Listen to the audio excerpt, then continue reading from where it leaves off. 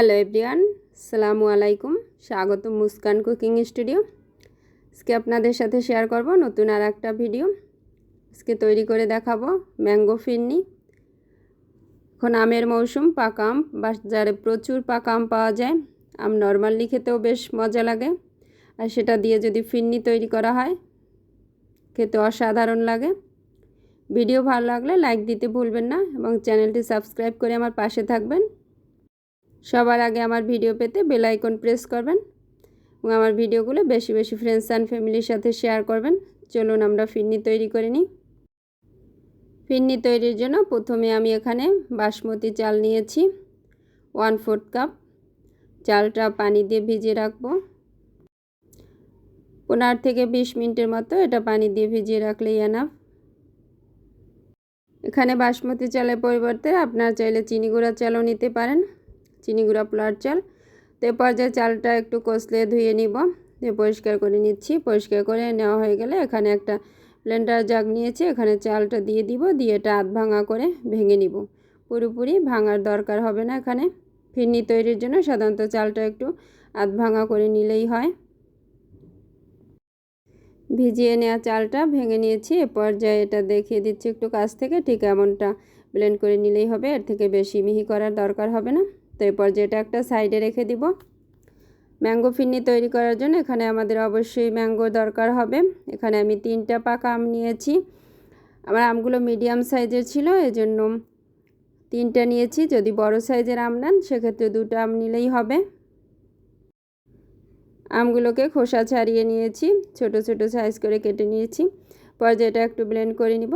আম যদি খুব বেশি পাকা হয় আপনার আমগুলো, তাহলে এটা হাত দিয়ে খোসা ছাড়িয়ে নিলেও হবে। তো আমি পর্যায়ে এটা মিহি করে একটা পেস্ট তৈরি করে নিব। দেখতে পাচ্ছেন এটা কতটা স্মুথ হবে। আমের পাল্প রেডি। পর্যায়ে চলে যাচ্ছি চুলার কাছে।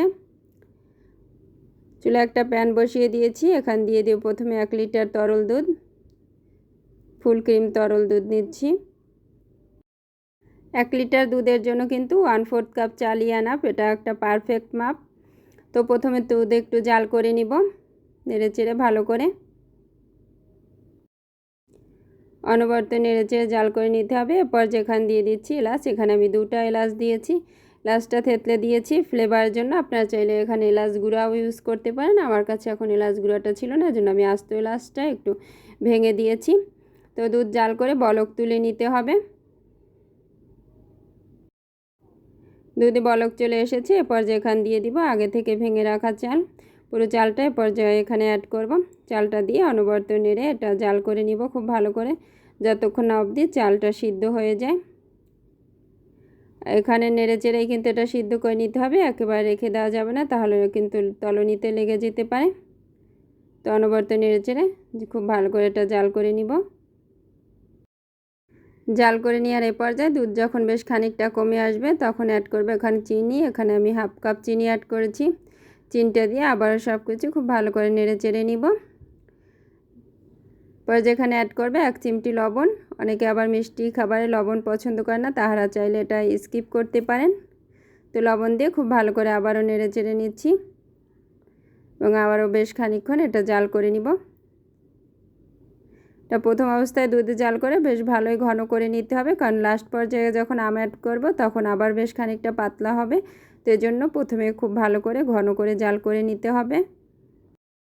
জাল করে নিতে নিতে যখন ঘন হয়ে আসবে একেবারে, ঠিক তখন এখানে অ্যাড করব শুরু থেকে যে আমের পাল্পটা রেডি করে রেখেছিলাম সেটা। এখানে পুরো পাল্পটাই অ্যাড করব। আম দেওয়া হয়ে গেলে এটা আবার খুব ভালো করে নেড়ে চেড়ে একসাথে মিশিয়ে নিতে হবে। এবং আমটা যখন চুলায় দিবেন তখন চুলার আঁচটা একেবারে লো ফ্লেমে রেখে দিতে হবে। তো আবার সব কিছু খুব ভালো করে নেড়ে চেড়ে মিশিয়ে নিচ্ছি এবং আম দেওয়ার পর এটা খুব বেশি জাল করার দরকার হবে না। 4 থেকে 5 মিনিটের মতো জাল করলেই আনা। এখন এখানে অ্যাড করব কিছু ড্রাই ফ্রুট। এখানে দিয়ে দিচ্ছি কাজু বাদাম কুচি। পর্যায়ে অ্যাড করব কাঠবাদাম কুচি, দিয়ে দেব কিছু কিশমিশ। সবগুলো দিয়ে আবার একটু নেড়েচেড়ে মিশিয়ে দিব। মিশানো কমপ্লিট হলে এ পর্যায়ে চুলাটা অফ করে দিয়ে এটা ঠান্ডা করে চুলা থেকে নামিয়ে নিতে হবে। ঘনত্বটা কেমন হবে ম্যাঙ্গো ফিরনি এটা একটু কাছ থেকে দেখিয়ে দিচ্ছি। এরপর যেটা চুলা থেকে নামিয়ে ঠান্ডা করে নিব। ফাইনালি তৈরি হয়ে গেল ম্যাঙ্গো ফিরনি। এরপর যেটা সার্ভ করা পালা। আমি একটা সার্ভিং ডিশ নিয়েছি, এতে তুলে নিচ্ছি ফিরনি। গার্নিশিংয়ের জন্য আরও কিছু ড্রাই ফ্রুটস এখানে অ্যাড করব। প্রথমে দিয়ে দিচ্ছি কাঠবাদাম কুচি, পর্যায়ে অ্যাড করব এখানে কাজু বাদাম কুচি, পর্যায়ে এখানে অ্যাড করব কিশমিশ। সব কিছু দেওয়া হয়ে গেলে এটা আমি নর্মাল ফ্রিজে রেখে ঠান্ডা করে নিব 2 ঘন্টার মতো। এটা আমি ফ্রিজে রাখবো। 2 ঘন্টা পরে এটা ফ্রিজ থেকে বের করে নিয়েছি। ঠান্ডা ঠান্ডা এটা পরিবেশন করলে কিন্তু অনেক বেশি মজাদার হয় এবং খেতেও ভালো লাগে। এটা কিন্তু খেতেও অসাধারণ ছিল। আপনারা তৈরি করবেন এবং কমেন্ট করে জানাবেন কেমন হলো। আজকে এ পর্যন্তই, ফিরে আসবো নতুন কোনো ভিডিও নিয়ে। সে পর্যন্ত সবাই ভালো থাকবেন। আল্লাহ হাফেজ।